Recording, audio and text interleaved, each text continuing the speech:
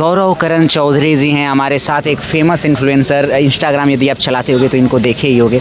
ये सीजेपी के प्रोटेस्ट में आए हैं। तो मैं एक बात आपसे पूछना चाहता हूँ, आप इन्फ्लुएंसर भी हो, कंटेंट क्रिएटर हो आप, तो आप कंटेंट के लिए यहाँ पे आए हो या फिर समर्थन के लिए आए हो सीजेपी के? मैं बेसिकली कुछ एक लोगों से बात करने आया था। मैं अभिजीत दिप्के से बात करने आया था। मैं स्पेशली सोनम वांगचुक सर जो है उनसे बात करने आया था, तो उनकी तबीयत को चेकअप करने आया था। पर एट द सेम टाइम मैं यहाँ पे पहले 2 बार पहले और भी आ चुका हूँ, और वहाँ पे मैंने उस टाइम आके किसी से बात नहीं की थी। मैं बस देखने आया था कैसे कैसे लोग हैं, प्लस अपना सपोर्ट भी देने आया था। क्योंकि इवेंचुअली जो हमारा ये पर्पस है यहाँ पर, ये किसी धर्म से रिलेटेड नहीं है, किसी पार्टी से रिलेटेड नहीं है। ये बेसिकली ये सारा पर्पस है सिर्फ और सिर्फ अकाउंटेबिलिटी का, जो एक डेमोक्रेसी का एक बेस होता है, अकाउंटेबिलिटी। कि अगर एक मिनिस्टर है, एक सरकार है, अगर उसमें कंटिन्यूसली पेपर लीक हुए जा रहे हैं और उसके बावजूद भी कई लोग आके ये लॉजिक देते हैं कि भैया पेपर लीक तो पहले भी होते थे, तो ये अकाउंटेबिलिटी लेने का टाइम है कि भाई ये कब तक हम इस चीज़ को नॉर्मल बनाते रहेंगे। करण भाई, और एक बात है, जैसे कि आप आ गए, आप बहुत सारे लोग ये प्रश्न कर रहे हैं कि जो नीट का पेपर दिया ही नहीं है या फिर जिसके घर में कोई नीट का पेपर नहीं दे रहा है, वो क्यों आ रहा है इस प्रोटेस्ट में? उनको क्या कहना चाहोगे आप? बहुत से लोग कह रहे हैं ऐसा। यार एक इम्पॉर्टेंट चीज़ है समझने वाली कि अगर मेरे हर की एक लड़की जिसके साथ रेप होता है, मैं सॉरी इस चीज़ को वहाँ पे लेके जा रहा हूँ। एक लड़की जिसके साथ रेप होता है, जब निर्भया के साथ रेप हुआ था तो हज़ारों लाखों लोग आ गए थे यहाँ पे दिल्ली में प्रोटेस्ट करने के लिए। उन सबके साथ रेप होना ज़रूरी नहीं है ये समझने के लिए कि वो खड़े हो। ठीक है, अगर समाज में कुछ गलत हो रहा है तो समाज के गलत को आप पहचान कर एज ए नागरिक, एज ए भारतीय आके खड़े हो सकते हो यार।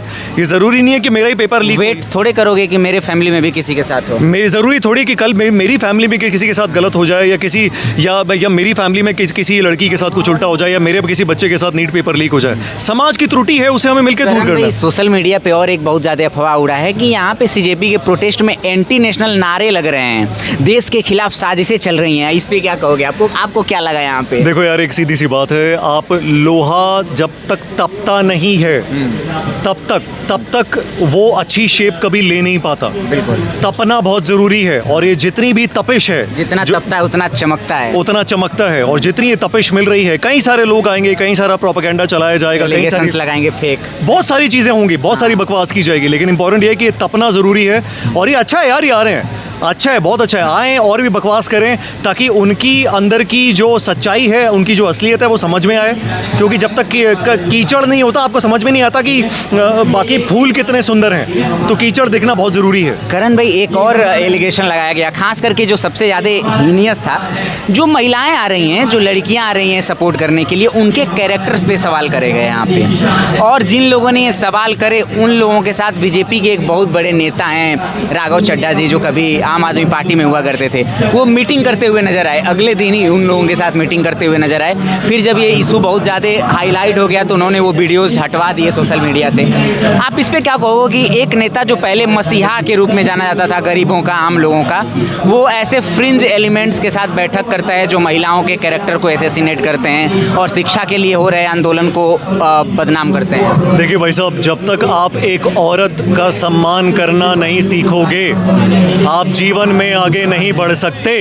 सीधी सी बात है, एक औरत है वो, ठीक है, वो आपके घर की जननी है, वो आपकी माता हो सकती है, आपकी बहन हो सकती है, आपकी स्कूल की टीचर हो सकती है, ठीक है, आपकी दोस्त हो सकती है। वो एक औरत है, हमारे देश की, हमारे समाज की जननी है। जो उसकी इज्जत नहीं करता उनके बारे में तो वैसे भी कुछ बोलने की ज़रूरत नहीं है, फिर वो जाके कहीं भी बकवास करते रहें। जब तक आप एक औरत को अधिकार नहीं दे सकते, उसकी इज्जत नहीं कर सकते, आई डोंट थिंक ऐसे लोगों के बारे में बात करनी है। और एक सजेशन मैं आपसे मांगना चाहूँगा, जैसे कि लंबे समय से प्रोटेस्ट चल रहा है, आज बहुत ज़्यादा दिन हो गया, 14 दिनों से ये जो सोनम वांगचुक सर हैं और इनके साथ नेहा जी हैं, नेहा शर्मा जी, ऐसे बहुत सारे लोग 30-40 लोग हैं जो हंगर स्ट्राइक पे बैठे हुए हैं। इनेस की तबीयत बहुत ज़्यादा ख़राब हो गई थी, हॉस्पिटलाइज भी कराया गया था, दानिश अली को भी हॉस्पिटलाइज कराया गया था।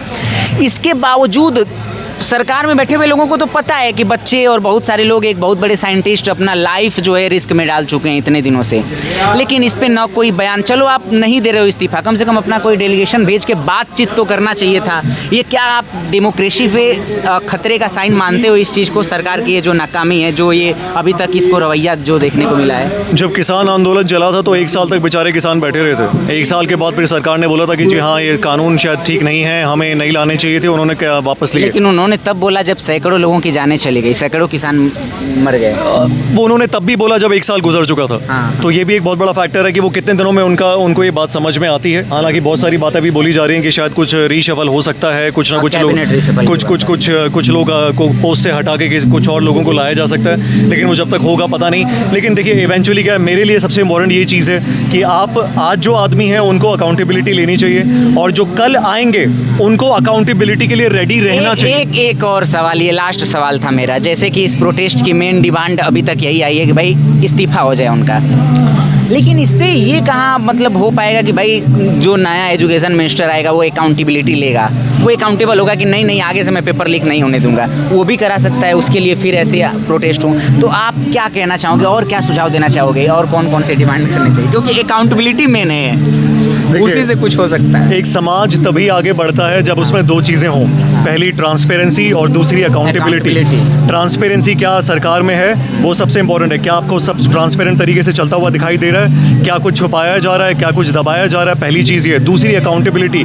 चाहे कोई भी आ जाए, आप किसी को भी पोस्ट पे रख लें, लेकिन सबसे इंपॉर्टेंट चीज़ ये है कि अगर उसके शासन के अंदर पेपर लीक होता है, बच्चों की आत्महत्या होती है, बच्चे हिम्मत हारते हैं, मिडिल क्लास फैमिलीज हिम्मत हारती हैं, उनका सिस्टम पे से विश्वास उठता है, वो सिस्टम जो जिसके अंदर आता है उसको अकाउंटेबिलिटी लेनी चाहिए, उसको छोड़ना चाहिए। और ये जब तक चलेगा, ये डर आना बहुत ज़रूरी है, जब तक डर नहीं आएगा तब तक सिस्टम सही नहीं होगा।